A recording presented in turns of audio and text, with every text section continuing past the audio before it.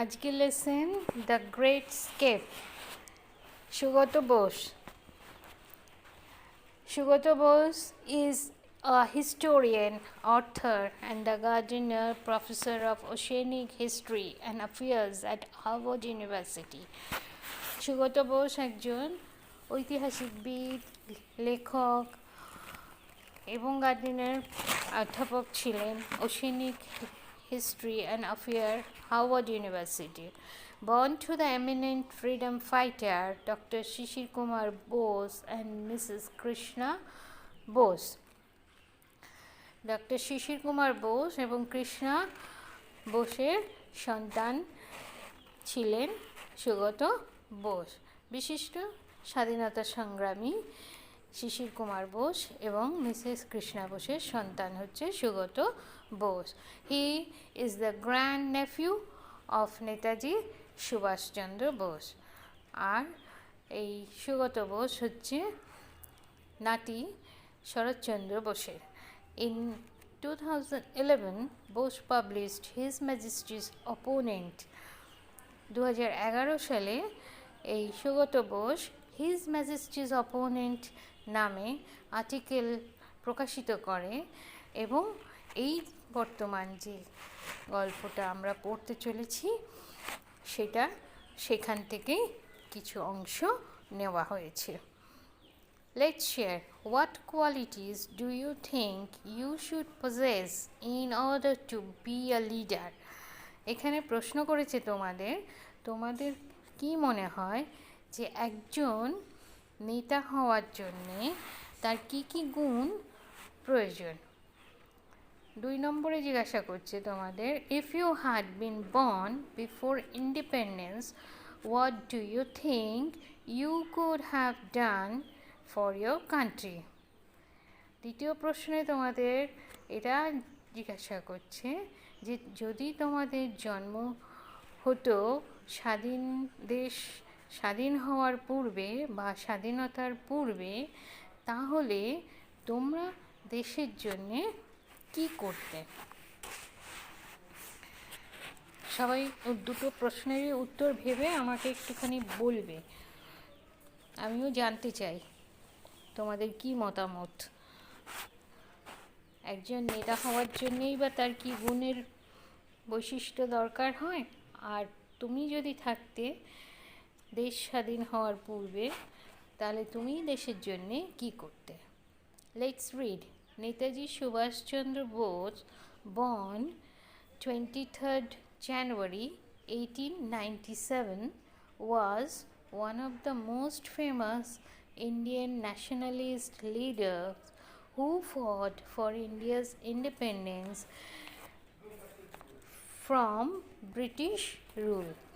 নেতাজি সুভাষচন্দ্র বোস 23শে জানুয়ারি 1897 খ্রিস্টাব্দে জন্মেছিলেন। ভারতের সুবিখ্যাত জাতীয়তাবাদী নেতাদের অন্যতম, যিনি ব্রিটিশ শাসনের কবল থেকে ভারতকে স্বাধীন করার জন্যে সংগ্রাম করেছিল। To this purpose, he founded the Indian National Army, INA, which included a women's regiment too. এর জন্যে তিনি ইন্ডিয়ান ন্যাশনাল আর্মি INA প্রত্যয়ন করেছিলেন, যাতে একটি নারী বাহিনীও অন্তর্ভুক্ত ছিল।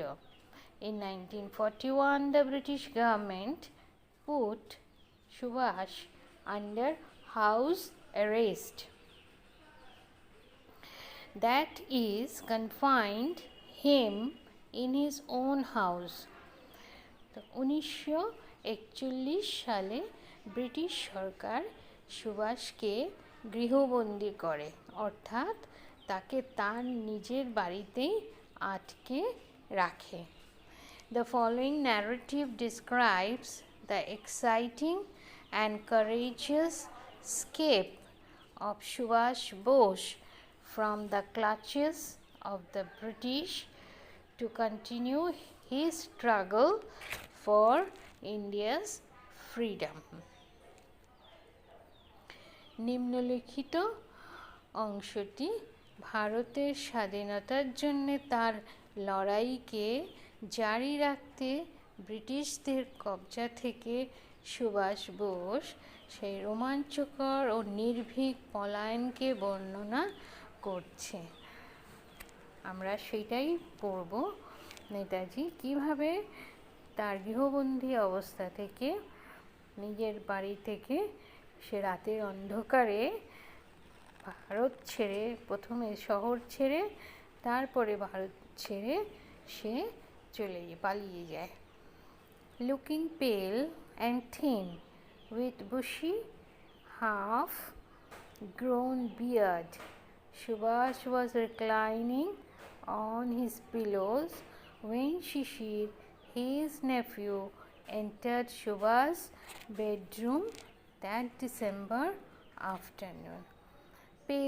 পেল মানে বিবর্ণ, ফ্যাকাশে, থিন মানে রোগা। তো লুকিং পেল কেমন দেখাচ্ছিল নেতাজিকে? ফ্যাকাশে আর শীর্ণ চেহারায়, with bushy half grown beard মানে দাড়ি, হাফ গ্রোন আধা গজানো, খোঁচা খোঁচা মুখ ভর্তি দাড়ি ছিল। সুভাষ ওয়াজ রিক্লাইনিং মানে হেলান দিয়েছিল। তো সুভাষ তার পিলো মানে বালিশ, তার বালিশে হেলান দিয়ে শুয়েছিল যখন শিশির তার ভাইপো সুভাষের শোবার ঘরে ঢুকলো ডিসেম্বরের সেই বিকেল বেলা। Subhash made him sit to his right on the bed. শিশির ঢোকার পরে সুভাষ তাকে বিছানার ওপরে তার ডান দিকে বসালেন। Looking intensely at Shishir, he said, "Can you do some work for me?" Subhash Chandra শিশিরের দিকে গভীরভাবে তাকিয়ে বললেন, তুমি আমার জন্যে একটা কাজ করতে পারবে? শিশির নডেড। শিশির সম্মতিসূচক মাথা নাড়ল। নডেড মানে মাথা নাড়ানো, মুখে কিছু না বলে সে মাথা নেড়ে যে পারবে কাজটা করতে সেই সম্মতি সে জানালো।